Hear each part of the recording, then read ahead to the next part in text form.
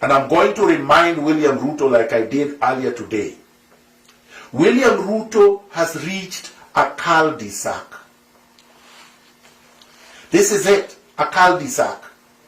There is no movement in front. You can't go further than where you have reached. You can't turn left, you can't turn right, and you can't turn back because the enemies are behind you with guns pointed at you. This is what Jaramogi Oginga Odinga faced in 1966 at the Limuru Conference, when Kenyatta, with a wily Tom Mboya, created 8 vice presidents for every province in order to limit Jaramogi's reach and power and prevent him from succeeding Kenyatta. They had killed, assassinated, Pio Pinto Gama, who was Jaramogi's eye, strategic, tactical brain. They knew Jaramogi was blind now because Pio was gone. Mboya was smarter than Jaramogi, tactically, strategically, intellectually. So he was playing with Jaramogi like a ping pong ball. Kenyatta then strangulated Jaramogi by not only chasing him out of Kanu, but also making sure that he conducted a choreographed rigging scheme in the little general election that followed, in which he rigged out every major political player that was supporting Jaramogi. Then what did he do? He took Jaramogi to detention, and many of his supporters, like Achieng' Oneko, he took Ochola Makanyengo, he took many people in detention that were with Jaramogi. This is the fate that awaits Ruto, because Ruto is not going to be the president of Kenya under the current circumstances, nor should he be. Now, he's facing not just a cul-de-sac, he's facing dangers that are far surpasses the dangers that he faced when he went to The Hague. Because at least at The Hague he had Kenyatta, who was a scion of Jomo, who was being protected by the West, and therefore, even though his back was against the wall, but there were two. In fact, there were more than two. But there were two in the sense that he had a Kenyatta. Right now, William Ruto is alone. And the ICC cases were terminated. He was not acquitted, which means Uhuru with Raila can reactivate the cases by supplying the ICC with evidence that he had suppressed in order to save himself then. But now he can use to satisfy the West by fixing Ruto. So this is the only salvation for William Ruto. Commit class suicide. I know many will not like this, but Fanon, my revolutionary teacher, recommended it, and I agree with him.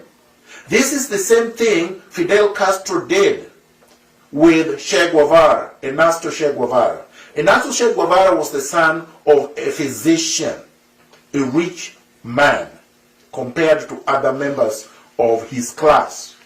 He committed class suicide and joined Castro in Mexico, or Mexico for people who speak Spanish, before they went to the Bay of Pigs and took power from Batista. Castro's father was a large landowner. Castro decided to commit class suicide by rejecting the privileges of his class, his father's class. He nationalized the estate of his father. His father was a supporter of Batista. He fought against his father's interests and his family interests. He committed class suicide as an elite. That's what Vladimir Lenin did in Russia in 1917. That is when the revolution occurred. But before the revolution, Vladimir Lenin came from a privileged background, was studying law. The same as Castro. This is what I recommend for Ruto. Now he can take it or he can leave it. If he takes it, it means that he must restitute fully for all the wealth that he has stolen from the Kenyan people. He must return every single cent that he has stolen, every single land that he has looted. He must apologize concretely, and he must pay restitution. Then he must join the revolution. Then Kenyans will determine how to judge him, whether to allow him to become a comrade and fight with us for the third and final liberation of Kenya, or we will crush him the same way the people will crush the rapacious looters. The revolution is ongoing, and it will reach a point where it cannot be sabotaged. Today, you would think that Miguna is just a lone ranger, an isolated voice. This is what they thought of Castro.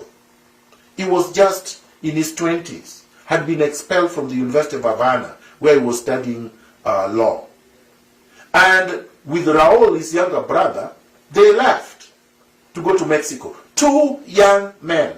They met Ernesto Che Guevara, an Argentine physician, who was just touring the rest of Latin America and documenting how the lumpen of the earth lived. They managed to execute one of the most brilliant revolutions in the world. There were two people. Lenin was alone and had been exiled for 10 years. So don't let anyone tell you that exile, the distance, will destroy the revolutionary fervor. It will not.